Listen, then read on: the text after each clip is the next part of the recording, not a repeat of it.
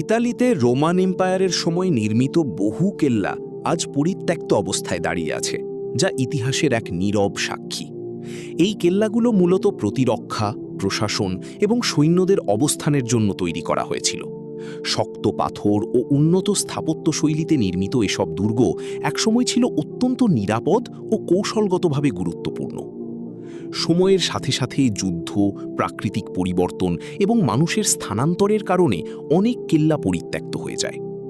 আজ এসব পরিত্যক্ত কেল্লার ভাঙা দেয়াল, ফাটল ধরা টাওয়ার এবং আগাছায় ঢাকা প্রাচীর এক ভয়ঙ্কর কিন্তু আকর্ষণীয় পরিবেশ তৈরি করে।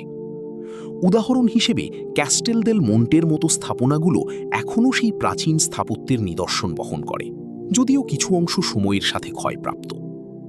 সংক্ষেপে, ইতালির এই পরিত্যক্ত রোমান কেল্লাগুলো শুধু ধ্বংসাবশেষ নয়, এগুলো এক সময়ের শক্তিশালী সভ্যতার ইতিহাস,